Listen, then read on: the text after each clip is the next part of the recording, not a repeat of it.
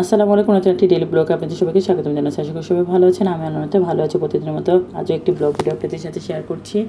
আজ প্রায় 5 দিন ধরে পুরো বাংলাদেশ ইন্টারনেট সংযোগ বন্ধ, আর এই কারণে পুরো বাংলাদেশের জনজীবন বিপর্যস্ত হয়ে পড়েছে। কারণ আমাদের এই দেশটা এখন একেবারে নেট নির্ভর হয়ে গেছে, আর ইন্টারনেট ছাড়া 1 সেকেন্ড থাকাটাও সম্ভবপর হয়ে ওঠে না।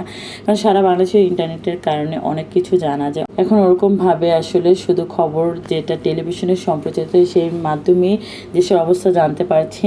এর মধ্যে তো সেনাবাহিনী মোতায়েন করে ফেলেছে, আর কারফিউ জারি হয়েছে 2 দিন ধরে।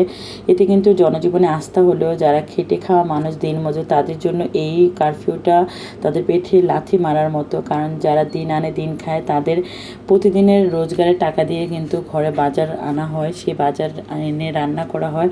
তাদের জন্য অনেক কষ্টসাধ্য দিন যাচ্ছে। যদিও আমাদের ঘরে থাকা জিনিসগুলো দিয়ে আমরা এখন রান্না করি বা যেটাই করি, খাওয়া দাওয়া করে মধ্যবিত্তরা কোনো রকম মানে চলতে পারলেও যারা গরিব মানুষ খেটে খাওয়া, তাদের জন্য কারফিউ মানে হলো গরিবের পেটে লাথি মারার সমান। তো যাই হোক, আসলে দেশের এই ক্রান্তি লগ্নে আসলে অনেকটা বেশি খারাপ লাগছে।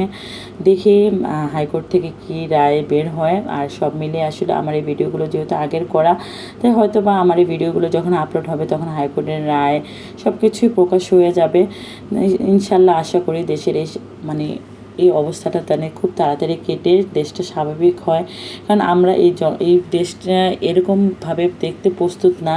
আমাদের দেশটা শান্তিপ্রিয় একটা দেশ। এই দেশের সবাই যাতে শান্তিতে থাকে, সেটাই আমাদের সবার কাম্য। কারণ এই কোঠা সংস্কারের আন্দোলনে কত ছাত্রের প্রাণ গিয়েছে সেটা বলার মতো না। এটা মানে মনে হলেই আমার এখনও গায়ের পশম শিউরে ওঠে।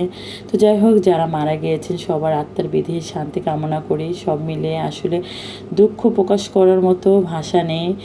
প্রত্যেকটা ছাত্র অকালে প্রাণ গিয়েছে এই কোঠা আন্দোলনের কারণে।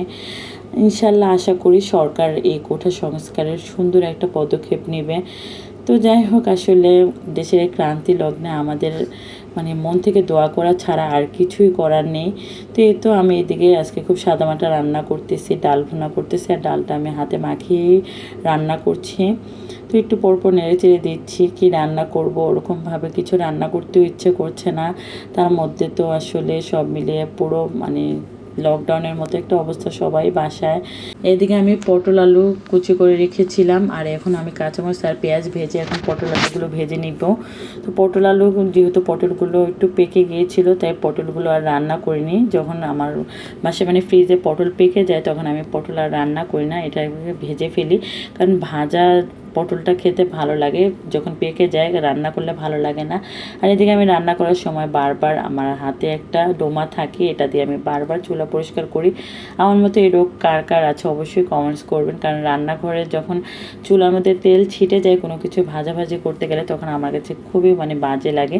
সেজন্য সবসময় আমি হাতে একটা ডোমা রাখি, আর এটা দিয়ে বারবার পরিষ্কার করি। আর হাতে যে কত পোড়ার দাগ এই কারণে ধাম না একেবারে নাই বলি। যাই হোক, তো আমি পটল আর আলু কুচানোগুলো দিয়ে দিলাম কড়াইয়ের মধ্যে, আর নেড়ে চেড়ে দিচ্ছি। এর মধ্যে লবণ আর ধনিয়ার গুঁড়ো দিয়ে দিয়েছি। আমি কিন্তু ভাজির মধ্যে হলুদের গুঁড়ো ব্যবহার করি না, সেটা পটল আলু ভাজি হোক বা যে কোনো ভাজিই হোক। আর শুধুমাত্র আলু ভাজির মধ্যে সামান্য হলুদ দিয়ে, এছাড়া অন্য যত ভাজি আছে আমি হলুদের গুঁড়ো কিন্তু ব্যবহার করি না। করলা ভাজি থেকে শুরু করে হলুদের গুঁড়োটা ভাজির মধ্যে ব্যবহারটা আমার ওরকমভাবে কখনোই করা হয় না। তো এদিকে আমি ডাল ভুনাটা একটু পরপর নেড়ে চেড়ে দিচ্ছি, আর ডালের পানিটা আমার কাছে মনে হচ্ছে শুকিয়ে গেছে, তাই আবার একটু পানি দিয়ে নেড়ে চেড়ে ঢাকনা দিয়ে ঢেকে রাখছি। আর এদিকে আমি এত রান্নাবান্না করছি, রান্নাঘরে কাজ করছি, নাস্তা করার কথাই ভুলে গেছি। আসলে নাস্তা করতে ইচ্ছেও করছিল না। তো যাই হোক, এখন কি আর করবো। এখন আমি আম চিরা, যেটা আমার কাছে অনেক ভালো লাগে আমের সিজনে, সে আম চিরা খাচ্ছি। আর রুটি ভেজেছিলাম, প্রথমে তো দেখিয়েছিলাম ভিডিও শুরুতে।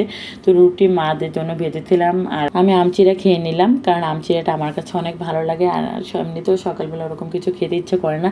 আর আমি সবসময় কিন্তু রান্নাবান্না অনেকটা গুছিয়ে তারপরে সকালে নাস্তাটা করি। তো যাই হোক, আমি একটু পানি দিয়ে দিয়েছিলাম, যেহেতু ডাল বোনাটার মধ্যে পানিটা শুকিয়ে গিয়েছিলো। আর পানি দিয়ে এখন আমার ডাল বোনা হয়ে গেছে, আর ভাজিও হয়ে গেছে। তো এই তো যেহেতু মন ভালো না আর ভিডিও করতে ইচ্ছে করছে না, একেবারেই টানা 4 দিন কোনো ভিডিওই করিনি। তো ভাবলাম আজকে একটা ভিডিও করি, সাদামাটা ব্লগ হলো, আপনাদের সাথে শেয়ার করতে ইচ্ছে করলো, তাই ছোটোখাটো একটা ব্লগ ভিডিও আপনাদের সাথে শেয়ার করে মনের কিছু অভিব্যক্তি আপনাদের সাথে শেয়ার করলাম। আর এদিকে রাফির জন্য একটু চিংড়ি মাছ ভেজে নিচ্ছি, সাফের জন্য পাঙ্গাস মাছ ভেজেছি। আর রাফি যেহেতু পাঙ্গাস মাছ খাবে না, তাই ওর জন্য চিংড়ি মাছ, ছোটো যে চিংড়িগুলো এগুলো হলুদের গুঁড়ো, মরিচের গুঁড়ো, লবণ, ধনিয়ার গুঁড়ো দিয়ে আমি এগুলো ভাজা ভাজা করে বেশি তেল দিয়ে, আর এটা একটু মানে মশলাটা একটু মাখা মাখা হয়, রাফি এটা দিয়ে ভাত খেতে পছন্দ করে। তো এই তো আসলে সব মিলিয়ে ছোট ছোট মানে একেবারেই সিম্পল আজকে দিনের ব্লগটা, সারাদিনের না, শুধুমাত্র রান্নাবান্নার ভিডিওটি আপনাদের সাথে শেয়ার করলাম। এদিকে গতকাল রাতে ভাত রান্না করেছিলাম, আর এই ভাতগুলো কিছু মানে খাওয়াই হয় না, কারণ গতকাল রাত 1টায় আমাদের বাসায় কারেন্ট গিয়েছে আর এসেছে হলো সকাল 8:30টায়, সেজন্য কারোই ওরকম ভাত খাওয়ার হয়নি, তাই সব ভাতগুলো রয়ে গিয়েছিল ফ্রিজে। আর এখন এই ভাতগুলো পানি গরম করে ভাতগুলো দিয়ে বলক ওঠার সাথে সাথে নামিয়ে ফেলবো, তাহলে ভাতগুলো ঝরঝর হয়ে যাবে। তো যাই হোক, আজকের ব্লগটি এখানেই শেষ করছি, আশা করি আবার নতুন নতুন ব্লগ নিয়ে আপনাদের সাথে হাজির হবো। আজ তবে এখানেই বিদায় নিচ্ছি, আল্লাহ হাফেজ।